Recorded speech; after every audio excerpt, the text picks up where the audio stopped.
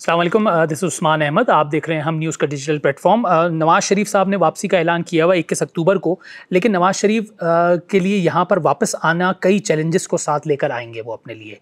एक तो उनके जो कानूनी चैलेंजेस हैं वो अब तक उनका सेटल डाउन नहीं हो सका है। आया वो जेल जाएंगे, रायबंद जाएंगे। नून लीग की जो आला तरीन क़यादत है वो तो ये समझती है कि वो किसी सूरत भी नवाज़ शरीफ को जेल नहीं जाने देंगे, और कुछ बातें ये भी हो रही हैं कि नवाज़ शरीफ की हिफाजती ज़मानत ली जाएगी और हिफाजती ज़मानत मिलने के बाद नवाज़ शरीफ को सरेंडर कर दिया जाएगा और उसके बाद उनके खिलाफ जो भी केसेस हैं या जो भी उनके कानूनी पेचीदगियाँ हैं उनसे सेटल डाउन उनको किया जाएगा। इस मुतालिक भी एक तनाज़ा खड़ा हुआ है गुज़िश्ता रात से, उसका भी मैं आपको आगे चलकर जिक्र करूँगा। लेकिन जो एक और जो सबसे बड़ा नवाज़ शरीफ के लिए चैलेंज है वो बयानिया है जो उनको बनाकर आइंदा इलेक्शंस में जाने हैं, और उस बयानिए की बुनियाद पर उनको अपने लिए इंतखाबी फतह का उनको सामान करना है, जो कि इंतहाई दुश्वार उनके लिए मरहला होगा, क्योंकि जो साबका PDM हुकूमत की 16 माह की जो कारकर्दगी है उसकी बुनियाद में तो ये आप किसी तौर पे कह ही नहीं सकते कि नवाज़ शरीफ की वापसी जो है या कि जो ऐवान में जो हुकूमती ऐवान में है वो नवाज़ शरीफ की वापसी जो है बड़ी आसानी से हो जाएगी। वो कारकर्दगी की बुनियाद पर तो ऐसा नहीं लगता कि नवाज़ शरीफ को वोट मिल पाएंगे।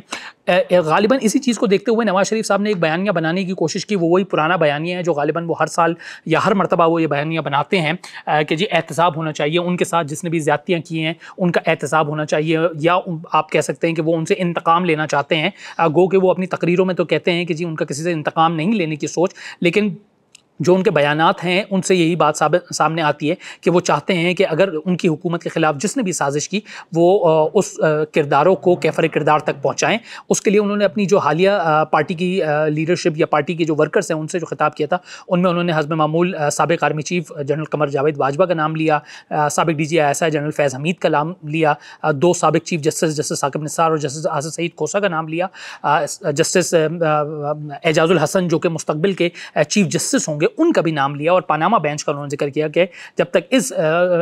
इस टोले को उन्होंने लफ्ज़ इस्तेमाल किया उसको कैफ़र किरदार तक नहीं पहुंचाया जाता वो पाकिस्तान को तरक्की की जानिब ये गामज़न नहीं हो सकते। बेसिकली नवाज़ शरीफ माजी में अभी भी ज़िंदा हैं और वो गड़े मुर्दे जो हैं वो अभी भी उखाड़ना चाहते हैं, और वो चाहते हैं कि जी इन किरदारों को हर हाल में सज़ा दी जाए। लेकिन नवाज़ शरीफ की इस पॉलिसी को देखते हुए नून लीगी कैंप में भी इस्तराब की कैफियत पैदा हुई, और हमने फ़ौरी तौर पर देखा कि साबिक़ वज़ीर आज़म शहबाज शरीफ जो कि लंदन में थे वो पाकिस्तान पहुँचे, लेकिन अभी पूरी तरह पहुंच भी नहीं पाए थे कि वो 48 घंटों के अंदर अंदर उनको उल्टे पांव वापस लंदन दौड़ना पड़ा, और उन्होंने वहां पे जाके कहा जा रहा है कि नवाज शरीफ से बात की, और जो पार्टी की मीटिंग हुई उसके अंदर इस बात की गई नवाज शरीफ के अपने फैसले पर नज़रसानी करें। लेकिन बाद में एक मीडिया के अंदर खबर आई कि नवाज शरीफ जो है वो डटे हुए हैं और शहबाज शरीफ पीछे हट गए, लेकिन बाद में कहा गया कि नून लीग की तरफ से कहा गया कि यह खबर जो है नून लीग की तरफ से नहीं दी गई थी। और अब ये बात सामने आ रही है कि गालिबन नवाज शरीफ लचक देना खाने पर तैयार हो गए, और वो कह रहे हैं कि गालिबन वो इस फैसले के ऊपर नज़रसानी करेंगे और उस बयानी के बजाय वो एक मुतदल बयानिया बनाएंगे, वो मईशत से जुड़ा बयानिया बनाएंगे। वो अपनी 2017 की कारकर्दगी के दोबारा ढंडोरा पीटेंगे कि जी हमने ये किया था, हमने बिजली के कारखाने लगाए, हमने लोड शेडिंग का खात्मा किया, हमने दहशतगर्दी का मुकाबला किया, और हमने पाकिस्तान की मईशत की GDP को जो है वो 6 से ऊपर पहुँचा दिया था। इस मुतालिक जो पार्टी के अंदर जो बयानिया कमेटी है उसमें सीनियर कायदीन मौजूद हैं नून लीग के, और उन्होंने भी नवाज शरीफ को मशवरा दिया है कि वो माजी के कैदी ना बने, वो स्टेट्समैन बने, और वो इस पुराने बयानिए से जो है वो पीछे हट जाएँ, क्योंकि नून लीग के लिए ये मजबूरी भी है कि हमने ये देखा कि वही जनरल बाजवा जिनके ऊपर नवाज शरीफ 2017 में हुकूमत गिराने का इल्ज़ाम लगाते हैं, उन्हीं जनरल बाजवा की मदद या उनकी जनरल बाजवा की सहूलतकारी के ज़रिए मौजूदा हुकूमत या नून लीग ने PTI की हुकूमत को घर भेजने का किया, जिसका इकरार तो राना सौल्ला साहब बारहा कर चुके हैं। इसका भी नवाज शरीफ को गालिबन ये बात समझाई गई है कि जी ये वही जनरल बाजवा हैं जिन्होंने आपकी भी मदद की थी, और आपकी ही कहने के ऊपर उन्होंने इमरान खान की हुकूमत से वो पीछे हटे थे और उसके सपोर्ट से वो पीछे हटे थे। तो इसलिए उनको भी ये भी बात कही गई है कि जनरल बाजवा ने खुद भी कुछ मीटिंग्स में इस बात का इकरार किया कि जी हमने नवाज शरीफ के साथ ज्यादती की, और वो गालिबन इस पर नादम भी हैं। इसके भी नवाज शरीफ को ये बात भी नवाज शरीफ के सामने रखी गई कि जी आप भी अब be gone by bygones वाली जो बात है उससे उसकी आप पॉलिसी को अपनाएं, और जो हो गया वो भूल जाएं और आगे की आप देखें, मुस्तकबिल का आप तयन करें। इस मुतालिक जो बयानिया कमेटी है उसने नवाज शरीफ को मशवरा दिया है कि वो इलाकाई अमन के फ़रोग़ की बात करें, आइन की बालादस्ती की बात करें, कानून की हुक्मरानी की बात करें, कौमी तामीर नौ के लिए सच्चाई और मसालियाती कमीशन की बात करें, और मईशत के बारे में कहा गया है। और ये भी कहा गया है कि आप नारों और महाज़ाराई की नहीं बल्कि इस्लाहात का वक्त है, ये नवाज शरीफ को मशवरा दिया है। अहम बात यह है कि नवाज शरीफ या उनकी जमात की पॉलिसी में जो है ना वो आप कहते हैं कि पेंडुलम की तरह वो इधर से उधर होती रहती है। नवाज शरीफ की पार्टी जिसने एक वो बयानिया बनाया था जिसको बहुत ज़्यादा मकबूलियत हासिल हुई थी, वोट को इज्जत दो का बयानिया, ये वो मौका है कि नवाज शरीफ चाहें तो दोबारा इस वोट के इज्जत दो के बयानियों को दोबारा से उठा सकते हैं, क्योंकि आइन की रूह से इलेक्शन उस वक्त में नहीं हो रहे हैं जो कि आइन कहता है। नवाज शरीफ चाहें तो वो आइन की बालादस्ती का अलम जो है वो बुलंद कर सकते हैं और वो वोट को इज्जत दो के बयानिए को दोबारा से जिंदा भी कर सकते हैं।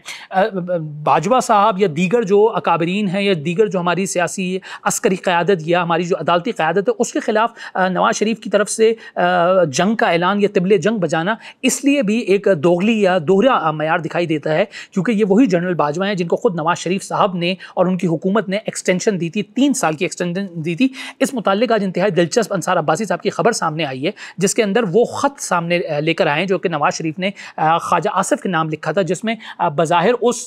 जो आइन में जो कानून साजी हो रही थी जनरल बाजवा की एक्सटेंशन की, उसकी हिमायत की गई थी। ये नवाज शरीफ ने 2020 में जनरल बाजवा की मुद्दत मुलाज़मत में तौसी के हवाले से ख्वाजा आसिफ को जो नोट भेजा था वो मौजूदा नवाज शरीफ की जो मौक़िफ़ है या बयानी है उससे तसादुम करता है, मुतसादिम है। और नून लीग ने जनवरी 2020 में, याद रहे, कि गैर मशरूत अंदाज से तहरीक इंसाफ की हुकूमत की जानिब से पेश की गई कानून साजी की हिमायत की थी। नून लीग ने तहरीक इंसाफ की कानून साजी की गैर मशरूत हिमायत की गई थी। नवाज शरीफ की रजामंदी के बाद इस कानून के तहत जनरल बाजवा की मुद्दत मुलाजमत में 3 साल की तौसी भी कर दी गई थी। अब जो है नवाज शरीफ, जिस तरह के मैंने बताया कि इन तमाम जनरल बाजवा, जनरल फैज, साकिब निसार, आसफ सईद कोसा, एजाजुल हसन के एहतसाब की बातें कर रहे हैं, तो उन लोगों ने उनकी हुकूमत में हटाकर इमरान खान की हुकूमत कायम करने की राह हमवार की थी, ये नवाज शरीफ का कहना है। लेकिन साथ ये सवाल पैदा होता है कि मियाँ नवाज शरीफ अब कैसे 2017 की, जिस तरह मैंने बताया कि साजिश की बात करते हैं, जबकि उन्होंने, मैंने बताया आपको चंद मिनट पहले ही कि 2020 में जनरल बाजवा को खुद तौसी भी दी थी। ये वही जनरल बाजवा हैं जिनके ऊपर नवाज शरीफ साहब इल्ज़ाम लगाते हैं कि उनकी हुकूमत को उन्होंने चलता किया था। फिर जनवरी 2020 के अवाइल में नवाज शरीफ ने ख्वाजा आसिफ को एक खुफिया चिट्ठी या ख़त भेजा था जिसमें हिदायत दी थी कि नून लीग को मुल्की इस्तेहकाम की खातिर तहरीक इंसाफ की जानिब से पेश करदा कानून को मस्बत अंदाज में देखना चाहिए। नवाज शरीफ साहब ये चाहते थे कि कानून साजी को नुकसान ना हो। नवाज शरीफ ने कानून साजी के लिए टाइम फ्रेम तजवीज़ किया लेकिन इस पर अमल नहीं किया, लेकिन फिर भी नून लीग ने इसकी मुकम्मल तायीद की। टाइम फ्रेम पूरा नवाज शरीफ ने बताया था लेकिन तहरीक इंसाफ की हुकूमत ने उस पर अमल नहीं किया था। उसके बावजूद भी नवाज शरीफ और उनकी पार्टी ने उस कानून साजी की हिमायत की थी। नवाज शरीफ ने जो नोट लिखा था, अगर उसका मैं मतन आपके सामने रखूं तो उसमें कहा गया था, ये नवाज शरीफ कहते हैं कि मोहतरम ख्वाजा आसिफ साहब, मुझे उम्मीद है कि आप खैरियत से होंगे। मुझे आपका पैगाम मौसूल हुआ कि हुकूमत ने वक्त में 24 घंटे की तौसी पर इत्तफाक किया है। बेजा जल्दबाजी या कवायद ज़वायद को बुलडोज करना किसी भी फरीक के मफाद में नहीं। इस तरह का अहम कानून 24 या 48 घंटों में मंजूर नहीं हो सकता। हम मुल्क में इस्तेहकाम के लिए बिल को मस्बत अंदाज में देखना चाहते हैं, ताहम हम पार्लियामेंट के वक़ार पर किसी समझौते की इजाज़त नहीं दे सकते। फिर नवाज शरीफ ने एक तजवीज़ दी थी जिनमें टाइम लाइन बताई कि 3 जनवरी को बिल कौमी असम्बली में पेश करके कायमा कमेटी को भेजा जाए, फिर इसके ऊपर बहस की जाए। इसी तरह उन्होंने कहा कि 8 जनवरी कायमा कमेटी बिल पर गौर करे, फिर रिपोर्ट कौमी असम्बली में पेश करे। फिर 9 जनवरी और 10 जनवरी को उन्होंने कहा कि कौमी असम्बली बिल पर गौर करे, बहस करे, वोटिंग करे और फिर बिल सेनेट को भेज दिया जाए। और फिर 13 जनवरी सेनेट इस बिल पर गौर करने के लिए अपनी कायमा कमेटी को भेजे। 15 जनवरी बुध के रोज सेनेट में बिल पर गौर, बहस और वोटिंग हो। तमाम मुतल्लका अफराद से बामायने राय हासिल करने के साथ साथ बिल की मंजूरी के लिए ये कम अज़ कम मुमकिन टाइम फ्रेम नवाज शरीफ ने दिया था। लेकिन याद रहे कि तहरीक इंसाफ की हुकूमत ने इस टाइम फ्रेम पर अमल नहीं किया था। उसके बावजूद नून लीग ने इस बिल की हिमायत की थी और जनरल बाजवा साहब को 3 साल की मुद्दत मुलाजमत में उनके तौसी हो गई थी। तो एक तरफ नवाज शरीफ का ये मौक़िफ़ है और एक तरफ ये हाल का मौक़िफ़ है जिस पे गालिबन क़यास यही है कि मुनज़्ज़रसानी कर रहे हैं। इस जो ये ख़त है इसका इसलिए भी इंतहाई अहम है क्योंकि एक और नवाज शरीफ की क़यादत में लंदन में एक मीटिंग हुई थी जिसके अंदर कहा जाता है और क़यास ये किया जाता है कि कुरान शरीफ पर नवाज शरीफ ने सबसे हलफ लिया था। और ये मीटिंग हुई थी 8 दिसंबर 2019 को एवनफील्ड अपार्टमेंट में हुई थी एक मीटिंग जिसमें तमाम पार्टी के रहनुमाओं से कुरान मजीद पर हलफ लिया गया था। इस इजलास में शहबाज शरीफ थे, ख्वाजा आसिफ थे, मरियम औरंगजेब थी, राना तनवीर थे, अयाज सादिक थे, एहसन इकबाल थे, परवेज़ रशीद थे, अमीर मकाम थे, खुर्रम दस्तगीर और इसहाक डार मौजूद थे। और ये जो मीटिंग थी इसमें कुरान मजीद पर हल्फ लिया गया था कि इस मीटिंग में होने वाली किसी भी गुफ्तगू को जिक्र नहीं किया जाएगा। लेकिन यह हुआ था कि 2 रहनुमाओं ने पाकिस्तान आकर ये बात डिस्क्लोज़ कर दी थी कि हमसे कुरान मजीद पर हल्फ लिया गया था और एक रहनुमा ने ये तस्दीक कर दी थी कि हाँ जी ऐसा हुआ है, लेकिन उन्होंने तफसीलात सामने नहीं की थी। और फिर इस मीटिंग से मुताल्लिक भी ये बात सामने आई थी कि इस ही मीटिंग में ये बात तय हुई थी या हलफ लिया गया था कि army chief general Qamar Javed Bajwa की तौसी की हिमायत पर इत्तेफाक हुआ था। और इस मुलाकात का एजेंडा भी ये था। नवाज शरीफ ने नवाज शरीफ हल्फ लेने की तजवीज़ नहीं दी थी, बल्कि इस तजवीज़ पर वो हिचकिचाहट का शिकार भी थे। लेकिन बाद में अक्सर जो रहनुमा थे वो ये बज़द थे कि हम कुरान मजीद पर हलफ लें। लेकिन बात क्या हुई कि जी लोगों ने, इन्हीं पार्टी के रहनुमाओं ने पाकिस्तान पहुँचकर यही खबर डिस्क्लोज़ कर दी कि जो कुरान मजीद पर हलफ लिया गया और यहाँ पर इस मुताल्लिक ही गुफ्तगू हुई थी। ये पूरा मंजरनामा है जो कि नवाज शरीफ के लिए एक मुश्किल खड़ी करेगा। और नवाज शरीफ को ये भी समझना चाहिए कि पाकिस्तान में मौजूद अवाम जो कि इस वक्त मईशत के गर्दाब में फंसी हुई है और उसको